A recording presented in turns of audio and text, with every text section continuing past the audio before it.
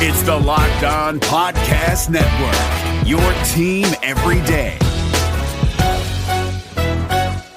David Harrison here of the Locked On Washington Commanders podcast to share with you that U.S. Cellular has some great news, especially for you, the person listening to this podcast. Right now, you can get one line with unlimited data for just $29.99. So unlike other cell networks, you won't have to pay for lines you don't need just to get that good price. Get one line for $29.99 with unlimited data today. U.S. Cellular, built for us. Terms apply. Visit uscellular.com for details. The NHL offseason continues to serve up interesting storylines that we have to keep an eye on from the fantasy side of things. So we're going to break it all down for you on Tuesday's episode of the Locked On Fantasy Hockey Podcast. What is going on in Ottawa? The New York Islanders up to strange things once again. Detroit, one of the busiest squads in the NHL, and a little Colorado Avalanche news. Thank you for joining us. Let's get right to it. You're Locked On Fantasy Hockey, your daily podcast on fantasy hockey. Part of the Locked On Podcast Network, your team every day.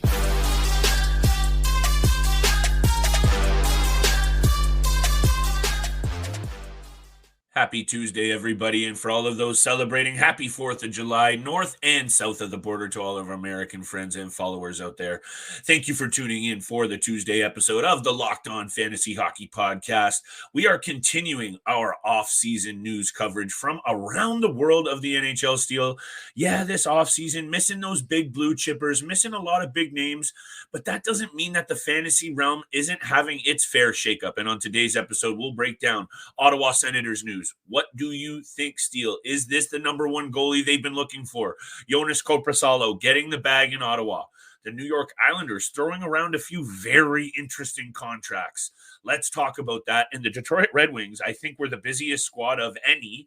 I believe they had 12 signings over the first 3 days. So we're talking about that and a little bit of this Colorado Avalanche news because they still hold a lot of key fantasy pieces that I'm sure our listeners have out there. Thank you for making us your first listen every single day. I'm done talking now, Steele, because I want to hear what you have to say about the Ottawa Senators and this new duo of Korpisalo and Forsberg. Yeah, I'm not sure it's the goalie that they necessarily need, but it's the goalie that they end up with. And I think it's the right move for them in the goalie market right now. You know, I think they have to address some other needs other than the goaltender. But for the Ottawa Senators and Pierre Dorion, it was a very straightforward plan heading into this offseason. It's figure out where you stand with Alex DeBrincat, whether you can sign him or facilitate a trade somehow, and sign a starting goaltender. Now, Korpisalo has been, you know, for the most part, on a very poor team with the Columbus Blue Jackets. I saw some sparks of talent and skill in the playoffs last season with the Columbus Blue Jackets as well as with the LA Kings in the first round. You know, obviously going up against the Edmonton Oilers, Connor McDavid, Leon Draisaitl, and those type of guys, you're going to get scored on a lot. So the numbers fell off in that first round against the Edmonton Oilers. But so far, Pierre Dorion and the Ottawa Senators have done exactly what they needed to do so far. They made some smaller moves, but they get out. You know, they signed 7 players to 1-year league minimum contracts. Again, those were just the smaller moves in a much bigger game. And then finally, they signed Korpisalo to a 5-year, $20 million contract. It's a high risk, high reward contract with Korpisalo heading into next season. This was a goalie that wasn't even drafted last year in fantasy leagues. This was a guy that was picked up here and there, you know, throughout the entire season. Can he be that starting goaltender with the Ottawa Senators? Can he put up some good numbers? I want to know what the projections are for his numbers heading into the season because, like I said, for the last number of years, he's been on a very poor Columbus Blue Jackets team. 5 years, $20 million. Sorry, were you not done there? That's my bad. I'm jumping the gun on you. No, you're good. You're good. Okay, all good. 5 years, $20 million for Korpisalo. And the duo is what I wanted to quickly mention because apparently these two guys are boys. They have their time in the Columbus organization. I believe they both played together as a duo in Cleveland in the AHL. I believe they won the championship that year that they played together in Cleveland. Anyway, is this the duo, though, that takes the Ottawa Senators over the top? Is it the one that really shines? I don't know, Steele. But there is obviously so much to like about this Ottawa group. And I think for now, Korpisalo has a really great opportunity. Am I saying go out there and make him your number one goalie draft choice? No, but he is going to get all the opportunity. And this is what I want to ask you about. I think he's going to get all the opportunity to take the number one lion's share of starts. I think to go into the season, I would be safe projecting a 60-40 split. That's what I would project. Of course, the better goalie is going to get the more starts, but I think Korpisalo is a decent option for them and a guy that's just not seized his opportunity to really prove himself as a number one in his career. And let's see if he can do it with what will be a really good Ottawa team in front of him. I think so too. I think, again, this is a goalie that wasn't drafted last season. This will be a draftable goaltender heading into next year with the Ottawa Senators. You got to think about this as well. Last season for the Ottawa Senators, they didn't have a full season of Jakob Chychrun because they traded for him at the deadline. They didn't have a full season of Josh Norris as well in the top six forward group. So I think, again, the only two things they have to address this offseason was, one, a starting goaltender and facilitating a trade with Alex DeBrincat. They still got $10.2 million in cap space. So Joonas Korpisalo becomes a draftable goaltender, but you don't want to take him way too early. Like you said, it's probably at the beginning of the year, 60-40, maybe 65-35 split between Forsberg and Korpisalo. But, from what I saw in the last, the last 11, 12 games of the regular season with the LA Kings and then in the playoffs, I do like his game right now. He's 29 years old, so he's right in the middle of his prime. I think this is a good deal for the Ottawa Senators. They don't overpay him. It's giving him an opportunity to see where he can take it. Another good move from Pierre Dorion in a list of moves that we have been big fans of. You mentioned his solid starts since getting acquired to LA. 7-3-1 with a 2.13 goals against and a 921 save percentage to round out the season in the regular season last year for the LA Kings. So here's my thing with Korpisalo, and I know I say this about a lot of these players that are changing cities and changing franchises. You made, I think, the most important point here. And as much as he did go to a really good LA Kings team down the stretch, he hasn't had a good chance to just be the guy with a good team in his entire career. And I know the Ottawa Senators are still having growing pains, but they're a good team. Yeah. And they were right there as on the playoffs last year. So I think with Korpisalo in the mix there and his boy behind him, a confident setup that I think they're going to be fine with what they want to do in terms of whatever split it is. I know that's a small caveat, Steele, but I like to buy into these angles, pal. So I'm going to buy into it, and I want to definitely keep our eye on Korpisalo. We're going to keep our eye on all the other topics we're going to get to. What is going on with the New York Islanders? That is way too many years for Mayfield. Way too many years. I know you like Engvall, and I know we'll talk about this. 7 years seems silly. The cap hits are reasonable. We'll talk all about it. Detroit, Colorado, of course. Today's episode is brought to you by our friends at FanDuel Sportsbook. Take your first swing at betting on the MLB on FanDuel and get 10 times your first bet amount in bonus bets, up to $200. That's right, just $20 and you'll land $200 back in bonus bets. Win or lose. That's $200 you can spend on everything, from the money line to the over-unders to who you think is going to hit that first dinger. And it's all on an app that's safe, secure, and super easy to use. Plus, when you win, you get paid instantly. There's nothing better and no better place to bet on the MLB than FanDuel, America's #1 sports book. Sign up today. Visit FanDuel.com/lockedon and get up to $200 in bonus bets. That's FanDuel.com/lockedon. FanDuel, official partner of Major League Baseball. This is David Harrison of the Locked On Commanders podcast to draw your attention to the taste that's going down in the bread aisle. All thanks to Dave's Killer Bread, bread amplified. Anyone can bake bread, few can rock it, and Dave's Killer Bread is the champion of killer taste, killer texture, and is for those who want to rise above the boring. Organic and healthy doesn't have to mean boring when it's made with the highest quality organic and non-GMO ingredients, packed with whole grains, fiber, and protein.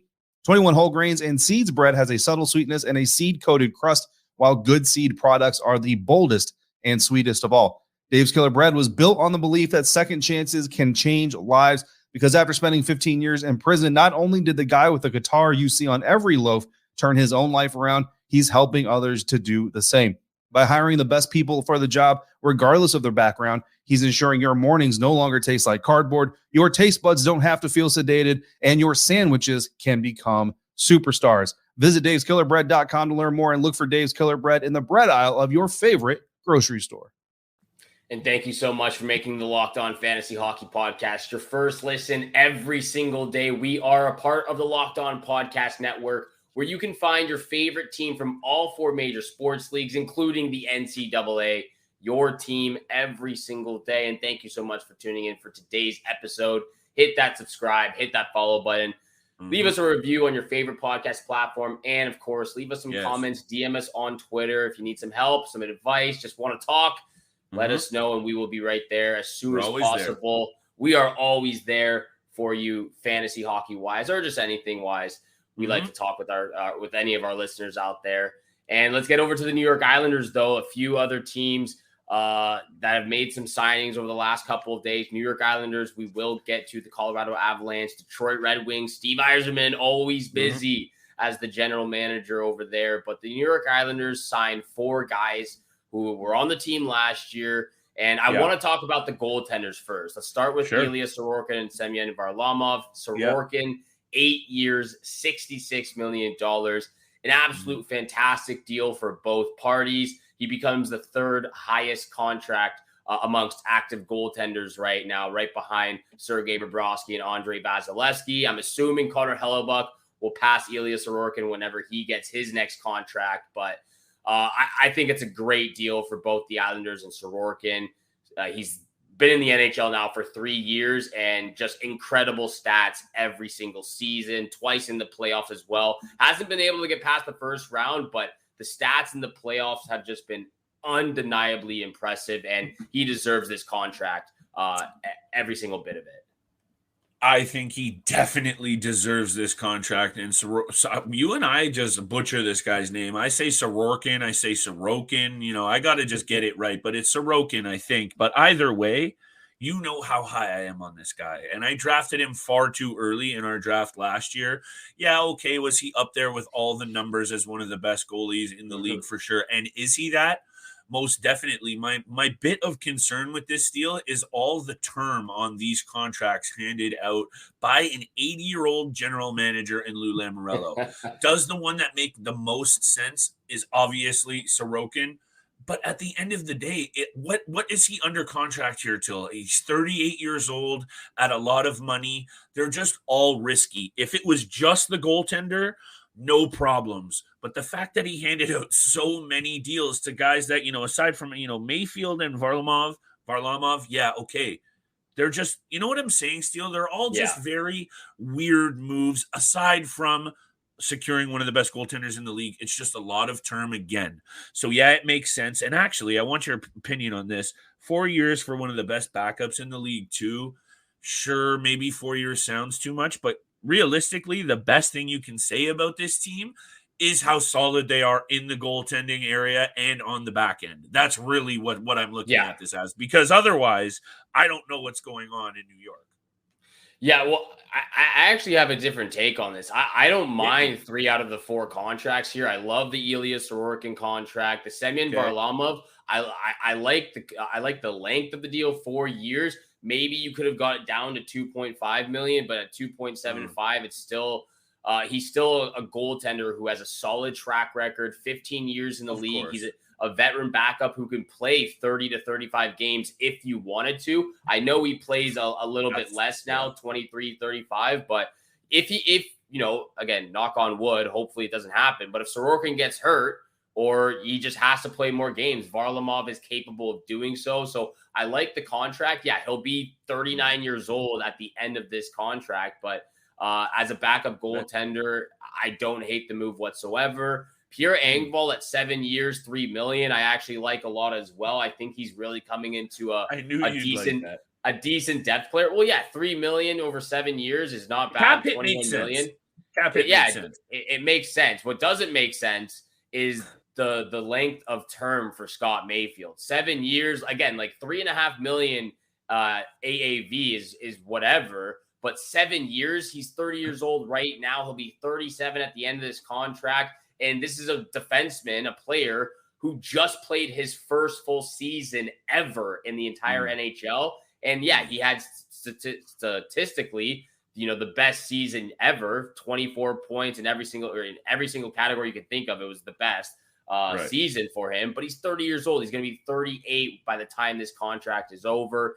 He's not an offensive-minded defenseman. Yeah, there's blocks, hits, just over 100 shots. But other than that, doesn't really bring anything. But you're okay with Mayfield being 38, but you're not okay with you're okay with Varlamov being 38, but not okay with Mayfield. I see both sides. I guess all I'm saying at the end of the day is, once again, which you and I have said countless times, this Islanders team seems to have some of the really nice pieces that you want for a team that can go on a cup run, aside from those young offensive threats. And you would say, why didn't they address anything up front? Yeah, sure, there's still some pieces out there. I'm here for the takes on Varlamov. I'm here for the takes on Sorokin. I'm just overall concerned, Steele, about the quality of what this team is on the ice this year. And I'm talking about bets. I'm talking about maybe any Islanders fans getting overly hyped. Let's keep our eyes on the whole situation, but I'll say this about Engvall, a guy who topped out at 35 points in his career, to me, and is also, we're talking all about age, is already 27 and has only topped out at 35, doesn't deserve 7-year contract of any magnitude. But at the end of the day, maybe his fantasy value goes up this year, Steele, because if he's getting paid and he's locked in and comfortable now, maybe you see his value go up a little bit. And this is the tough position that Lou Lamoriello is putting the Islanders in, is that, again, we've talked about the no trade clauses here. They have over 10 no trade clauses on their team. Pierre Engvall being one of them now, Varlamov being one of them, Scott Mayfield being one of them as well. And again, I think for the Islanders and Lou Lamoriello, they need to find a way to move Kyle Palmieri's contract, Cal Clutterbuck, Matt Martin, Ross Johnston, Casey Zizekas. Those guys are at the end of their days for the New York Islanders. They're up there in age.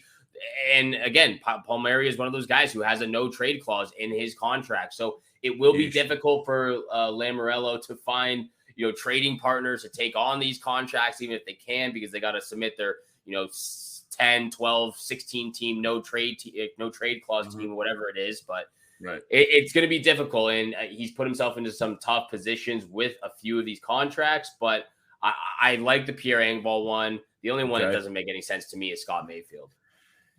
They've put a lot of pressure on Matt Barzal and Bo Horvat to carry this offense if this is what they're going to run back out there next year, Steele. They've also put a lot of pressure on their number one goaltender, who they've just paid handsomely. I just don't see it for this team. Be very wary of where you're taking some of these fantasy pieces, aside from maybe that goaltender we've just talked a lot about. Let's talk a lot about the Detroit Red Wings next, and we will get to the Colorado Avalanche. But talking about goalies, seeing some of these moves that they made. Alex Lyon comes in.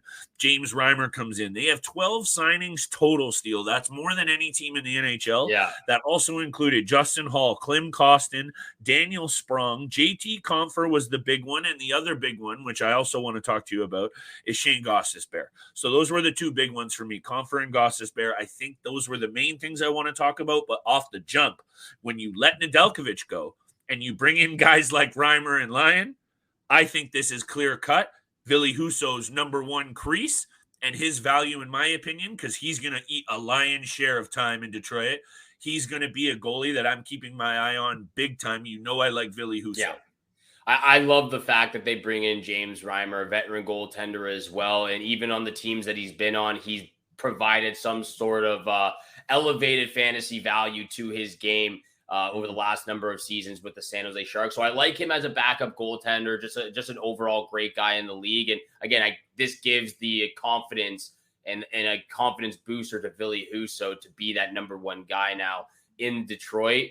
And again, they bring in some veteran players. J.T. Compher had an amazing season, 50-plus points, his best season yet. He's 28 years old. A good contract as well. Daniel Sprong on a 1-year, $2 million deal. We like him from the Seattle Krakens last season. So there's a few pieces that I really like Steve Yzerman bringing. Again, the one for me that doesn't make any sense, I would never in a million years pay Justin Holl over $10 million for 3 seasons. Just never happening. Shane Gostisbehere, though, 1 year, what was it? 1 year, 4.2, 4.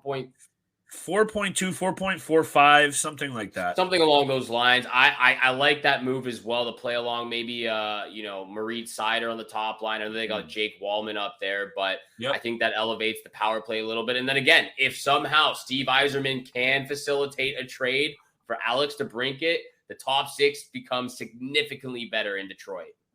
I think too, Steele, and hey, we throw out so many predictions that, some are going to be right. A lot are going to be wrong. Maybe some are in the middle. Detroit's on the come up heavy. We talked about the Chicago Blackhawks being a cornerstone franchise in this league. They're not bad for long. The Detroit Red Wings are close. I don't mean close to a cup threat. They're close to being a playoff team. They're there. Ville Husso needs to be that guy. I think you're going to see a lot better year from him, Steele. I'm going to put that out there now. And I think the moves that they've made today, none of them really jump off the page, do they? And the Justin Holl one, for sure, with you, I'm with you. It's a little bit of a head scratcher on how much they paid him and how much term he got. Yeah. Can he be better? I don't know. But the rest of the moves I don't hate. And bringing in Sprong, bringing in Compher, if they now bring in DeBrincat, they have Andrew Kopp, who needs to be better. They paid him as well. There's a lot of different wrinkles. I talked about wrinkles the other day for the LA Kings. There's a lot of different wrinkles here for this Red Wings team, especially if, like you said, and it's a big if, but that they can bring in a guy like DeBrincat, because I really don't think they're done, Steele. And given how busy they've been, I think we're going to see a lot more from this Detroit Red Wings team, both on and off the ice. I think so as well. We know Steve Yzerman likes to keep himself busy, and to me, it all just seems to be adding up between Detroit and Alex DeBrincat ending up together at the start of the regular season. Detroit has the draft capital that the Ottawa Senators need. They don't have many draft picks over the next 3 seasons. They've got some veteran guys that could be moved as well in a deal for Alex DeBrincat, like David Perron or Andrew Kopp. I know they got a Kopp for the next 4 years. Anyway, I'm spitballing here, but Detroit and Ottawa are most likely going to get a deal done for Alex DeBrincat. It just seems like the most likely situation moving forward. It's hit a ton of snags. It seemed, people, we know our boys from the Locked On Sens are saying it sounds like Detroit's kind of fumbled this situation a little bit. There are snags on either end, it sounds like. But at the end of the day, if Detroit actually needs to add a piece with the value that is DeBrincat, they're going to have to pay the price. So I don't know what that price really is, to be honest. And I think you and I are both high on DeBrincat. At the end of the day, I don't think Ottawa is mad if he stays. And I don't know if that's totally out the window, and maybe if they make another move up front, it is. Again, I'm spitballing, I'm throwing out ideas. I just think we'll see it happen, Steele, in the next few days. But these teams want these guys in the roster. They want it ahead of time. They want it done deal. This isn't the NBA. This isn't the NFL. It's not as much flash and drama. These guys want it done soon, and I think we'll see that soon. And I think very lastly, though, this means huge things more so for the Detroit Red Wings. The Ottawa Senators have that forward depth, right? If they do lose DeBrincat, I don't think they're that much as worried. Whereas if Detroit does miss out on DeBrincat, that's just obviously a bigger loss for them. So let's talk about these Colorado Avalanche, because some of these moves I need to ask you about. We will get to the Colorado Avalanche. A lot of signings, a lot of trades for them as well. There's no offseason for the true NHL fan, and there are no off days for Locked On NHL. This offseason, Locked On NHL has you taken care of. In just 30 minutes every day, Locked On NHL will give you the latest on all the fireworks of the NHL offseason. Locked On NHL, free and available wherever you get your podcasts and on YouTube. Locked On Podcast Network, your team every day.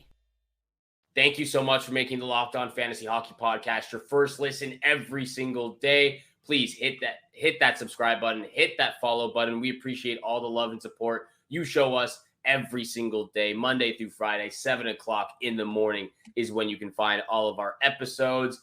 And Colorado Avalanche, also a fairly busy team over the last few days. They started things off with a trade for Ryan Johansson from the Nashville Predators, and they retained 50% of his salary, so only $4 million cap hit for Johansson over the next 2 seasons.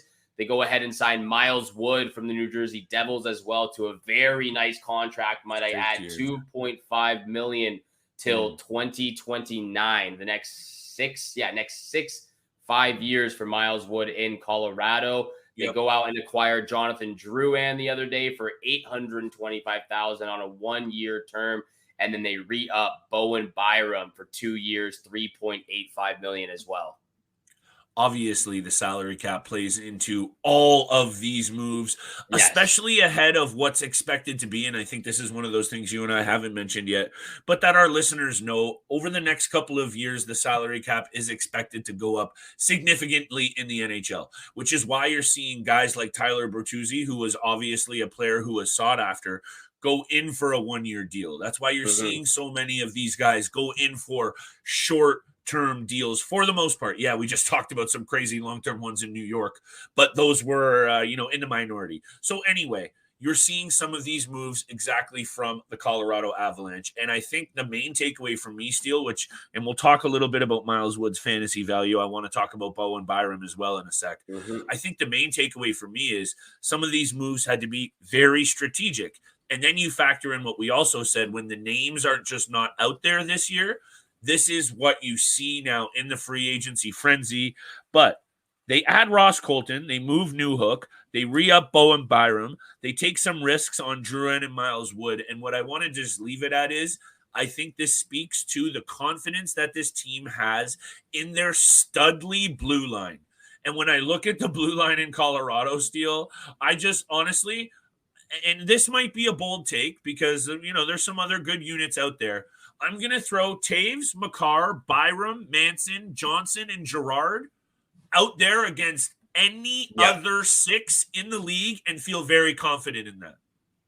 I feel the exact same way. And I know when we talk about Devin Taves' fantasy value, I know it's a little bit different than what he brings to the actual team for the Colorado Avalanche. He's one of the best defensemen in the league. It's so hard to get him off the puck in the defensive zone. He's very important to their success. Very important, very intelligent with the puck. So there's a difference. Sometimes there is a difference between the overall NHL level skill and value in the NHL to fantasy value. And Devin Taves might be one of those players that might be a lot different from time to time. But I like the move so far from the Colorado Avalanche. I think it is taking a shot on Jonathan Drouin, but to get him for 1 year minimum deal as well, $825,000. This is a guy who also has a connection to Nathan MacKinnon. They played in Halifax for the Mooseheads together, in their junior career. So having him potentially on that top line with Mikko Rantanen and Nathan MacKinnon, that could be another level to why they went out for Drouin. Just looking at the lineups as well, Ryan Johansson is a great second line center, something that they missed last season because he's really not a first line centerman anymore. Ross Colton and Miles Wood bring a different physicality and a different style of game to the Colorado Avalanche. So I like the move so far from Joe Sakic in this Avalanche organization. First of all, just my bad if you're getting some spotty audio from me here because I'm up north and it just started raining cats and dogs back here. And I'm right behind one of our secondary roofs and it's just really loud. So that's my bad. But again, Steele, I think it just speaks to how quality the main pillars of this team are because they've taken some risks here on some of these secondary pieces. And I actually like what you just mentioned. That third line now is a little bit of a nasty one. I also like up the middle. I don't hate that trio combination of MacKinnon, Johansson, and Ross Colton. Couple of big ifs, couple of could they pay off? It could be huge. But at the end of the day, Colorado's fine because we just saw Georgiev can compete. He was one of the better goalies for most of the year. We know MacKinnon, Rantanen, they're two of the best offensive pieces, and we just talked about how good that blue line is. So they can afford to take some of these gambles, especially when we also just discussed those wrinkles with the salary cap. It all makes sense to me. Could it pan out huge? It might. Could it not work? That could also happen. Let's see how it all shakes out this year, pal. I'm already fired up. It's only July the 4th. By the way, again, happy 4th of July to all of our American friends out there. Happy 4th of July. And I think that's something the Toronto Maple Leafs are also hoping pays out dividends at the end of the year. They are also taking a chance. Max Domi, 1 year, $3 million. That's another linkage to a teammate who's on the team right there. Max Domi and Mitch Marner played for the London Knights in the OHL. So another linkage right there between those two guys taking a chance, and Max Domi following in his father's footsteps. There was playing a lot of that steal. Kyler Yamamoto as well on the move. So many weird minor moves that players used to play together. Anyway, I'm going to stop because this rain's going crazy. All good, man. No worries. And thank you so much for making the Locked On Fantasy Hockey Podcast your first listen every single day. Make sure you're tuning in Monday through Friday, 7 o'clock in the morning Eastern time is when you can find all of our episodes. Thank you so much again for tuning in for today's episode with Flip and I. Have a great day. Good luck with all your bets out there. And we shall see you back here again tomorrow. Peace.